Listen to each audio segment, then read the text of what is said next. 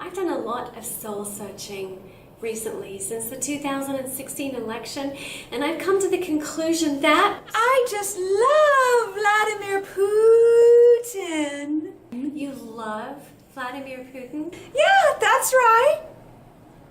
Oh, really? Yeah, that's right. Really? Why? Because his name, it rhymes with Susan. Is that your name? That's right. That's my name, but most people just call me Pussy.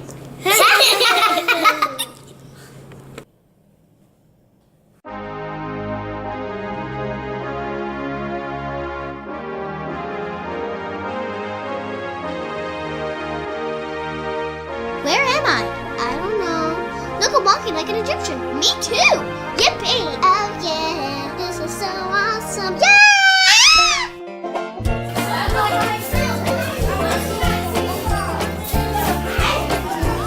A children's show. I'm okay. You can connect if you want to.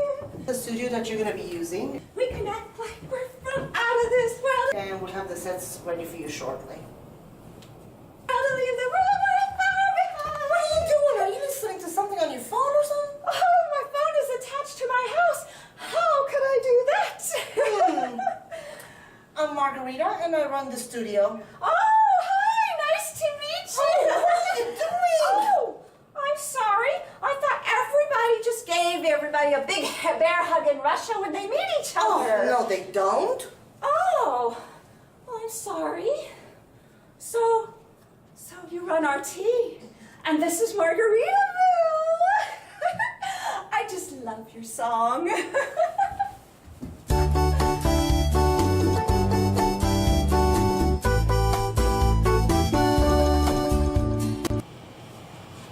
Good morning. Russia Today would like to welcome our distinguished visitors from the Brookings Institute in America who wish to discuss the topic of collusion. Good morning. Today I will be talking about both America and Russia and something called collusion. There has been a lot of talk about the 2016 election in the US, where Donald Trump became president. Some say that Russia influenced the election to help Donald Trump win. Now, if you look at a map, you'd be thinking that Russia and America are on opposite sides of the world. How far apart they are. About 6,000 miles. It takes a whole day to fly in a plane from America to Moscow, almost 24 hours. But if you look at another map, they are almost touching. They're actually close together. I don't know much about the Russian side here, but on the American side there's a lot of oil production. Plus whole indigenous populations are being relocated because of the permafrost. It's melting. Due to climate change, oil production, or a combination of both. So does everyone know what oil is made of? No. That's right, dinosaurs. Really? And some other things, but mostly dinosaurs. Because oil companies would never lie to the American people. No, they wouldn't. Does anyone want to see real live dinosaurs, not dead ones? Yeah, I want to see the dinosaurs. Living ones like the T-Rex and the Brontosaurus. Yes. I want to see a dinosaur. And they are all vegan. So you don't have to worry about them eating you. Yay! You know, scientists have always speculated why the T-Rex has those tiny little hands. Look, he's smiling at us. Aww. Well, it's my scientific opinion that they are for plucking apples out of the trees and eating them. Really?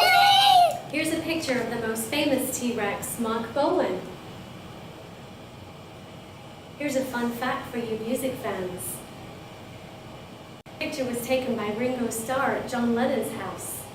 And as you can see in the second picture, he can easily hold an apple in his hands, which thereby proves my scientific theory. Yes, it has. Unfortunately, this is T-Rex. He's no longer with us. Oh. But if you want to see living dinosaurs, all you need to do is travel up here.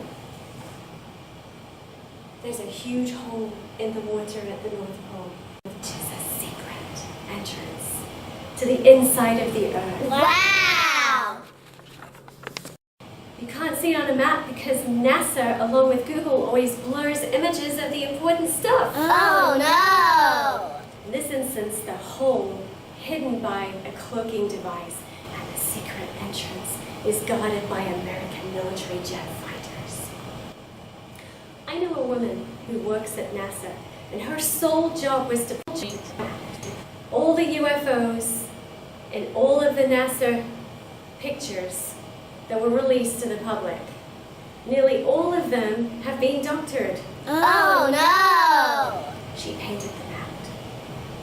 Boo, boo. Admiral Richard Byrd, who visited both the North and the South Poles, inferred that there is a way to travel from the North and South Poles through the center of the Earth. Really? Was sent to the South Pole in 1947 to fight the Nazis who have a base there. Oh. That military expedition was known as Operation High Jump. However, he was defeated by a group of aliens, and we called them reptilians. Wow. The Russians, who generously provided footage of our fleets being attacked by UFOs. Oh no. You can see the pictures of the fleet being attacked by sources-shaped discs. Wow. It is speculated that these same aliens who are living in Antarctica created humans by mixing their DNA with that of apes. Really? Here's the not-so-fun fact. They smell like pee-pee. The reptilian bosses urinate on their workers, so you can always tell who is working for who. What? And I really don't need to mention the famous pee tape of a certain president while he was here in Russia a few years ago. Oh, you mean when Trump hired 2 prostitutes to pee on the bed that President Obama slept in? Doesn't that make him a job creator? Sadly, no. Those women had jobs before he hired them. Who said they were women?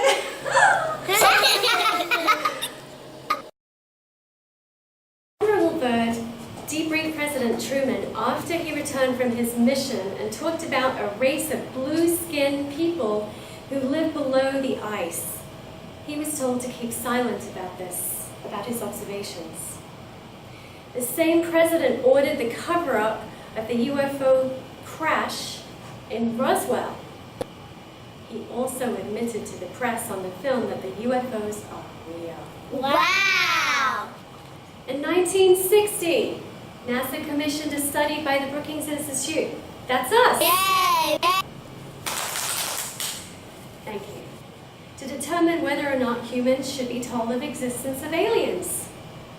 Margaret Mead, a famous anthropologist, participated in the study, which concluded that the disclosure of the alien presence on Earth could lead to societal breakdown and would be particularly devastating to both the scientists and the engineers. Because they think they already know everything. Yes. I feel that it would be quite a blow to most of them. Some officials like to point to what has happened after a radio broadcast in 1938 of the War of the Worlds. People supposedly panicked after hearing the broadcast, even though the radio audience was quite small, less than 2,000 people, very small audience. And the panic was greatly exaggerated by the news media. So, fake news. It has been going on for a long time. For centuries, as a matter of fact. What?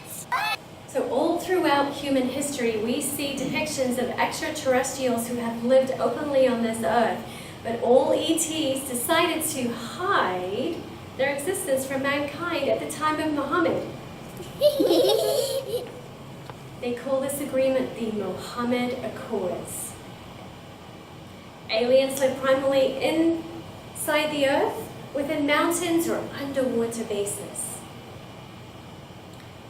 In the late 2016, the year of 2016, all the world leaders were summoned to Antarctica, presumably to meet with these aliens. So to conclude, all the world's leaders are guilty of hiding the alien presence here on Earth. Wait.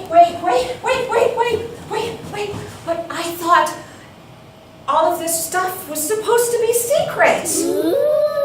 Well, it's all over the internet now, so it's okay to talk about it. Well, I hope you come up with a better excuse than that if we get called to testify in front of a congressional committee.